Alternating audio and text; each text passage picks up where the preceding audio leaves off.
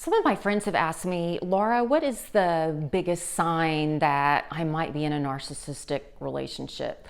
And my answer to them is zero to low empathy. Narcissists typically don't have that sensitivity chip that many of us have. We're all born with the seed of empathy. And whether it's watered by the family of origin or it's just such a tiny seed it barely even exists, genetic, it's usually both factors, environmental and genetics, that play a part in someone having zero to low empathy and being a narcissist. So you can check all that out. There's a whole nother video on that.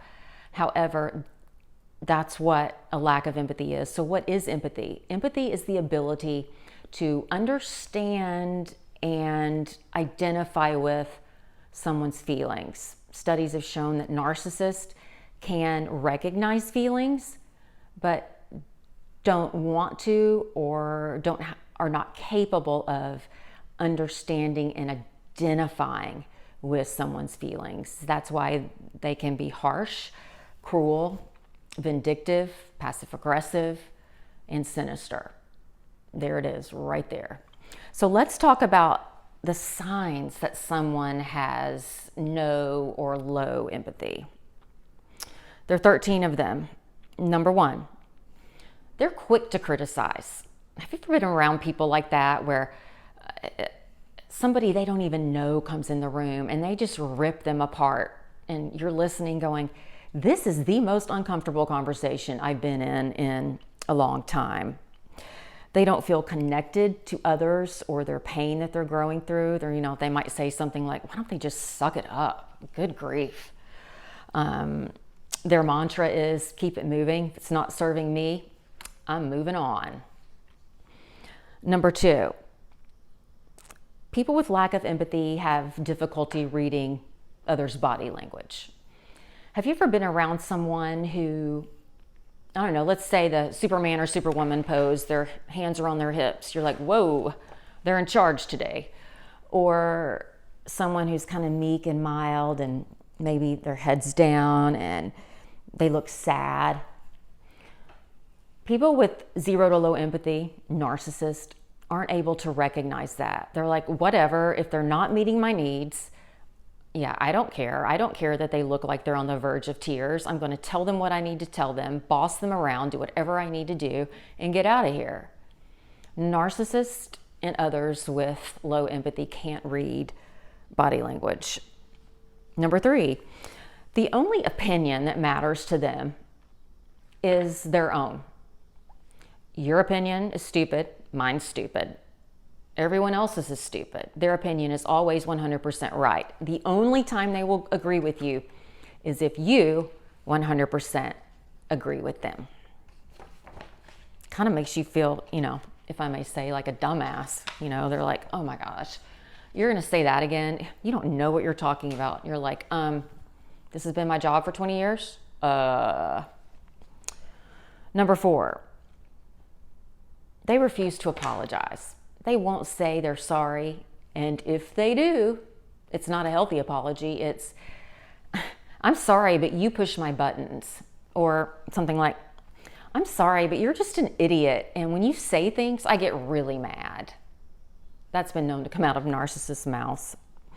When really, often kind people, we want that apology of, hey, I'm sorry. I'll do my best not to let it happen again. Will you forgive me?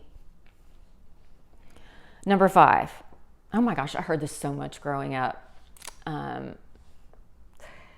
You are too sensitive. Or she's my high maintenance one. One of my family members said when they were talking about me at my brother's rehearsal dinner, like, she's our high maintenance one.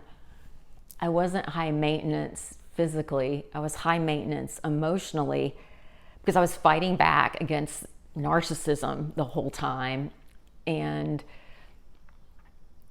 getting sick in the process, developing an eating disorder, having panic attacks the whole time because I knew something wasn't right, but I didn't know what it was. And I knew I wasn't too sensitive.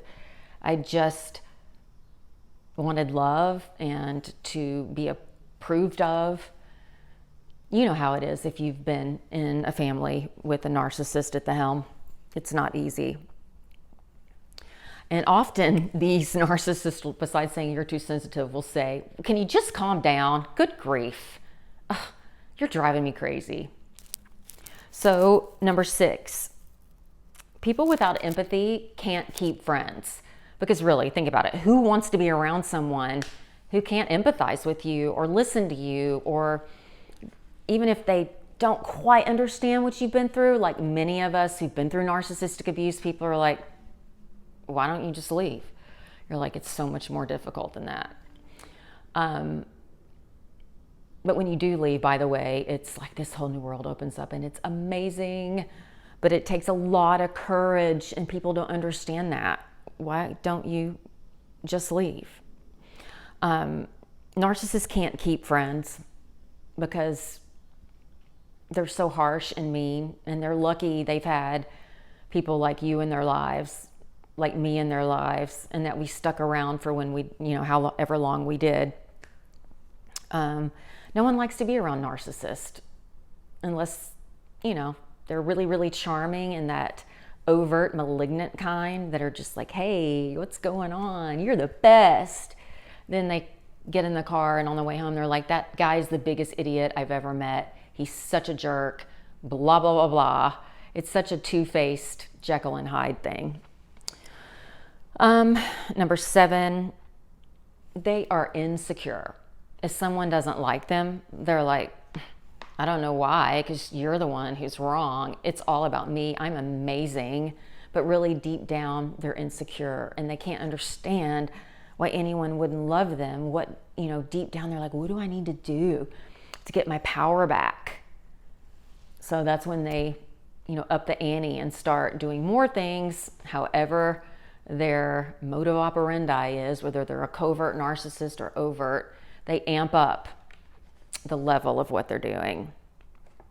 And this is so true. This is number 8. And I could have said they're judgmental, but I always say they're so judgy. Have you ever been around people like that? That, someone walks in the room and maybe you and I go, wow, that looks like a really nice person. She's the one giving the speech tonight. I can't wait to listen.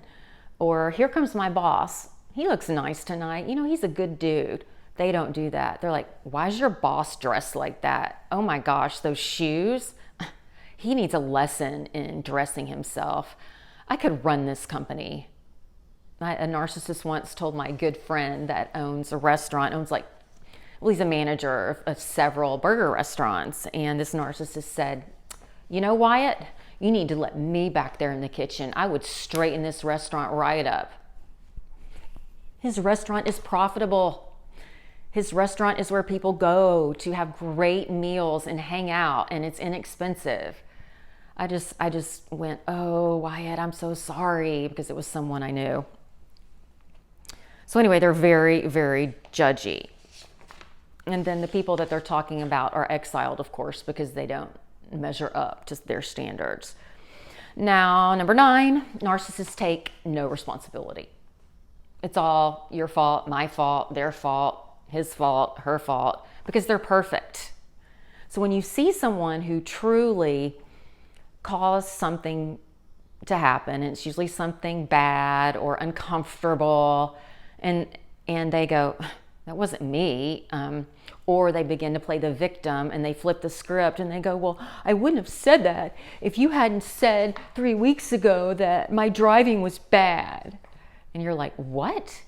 They pull the victim card a lot. So there's a sign. Again, no empathy. They won't take responsibility. They don't care to. It's all your fault.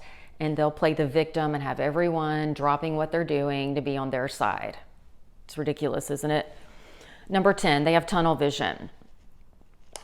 They see people and situations in one way, and they will not veer from that, no matter what you say, what evidence you present, even if it's like black and white evidence from a journal from the American Medical Association about a condition. They're not going to believe it.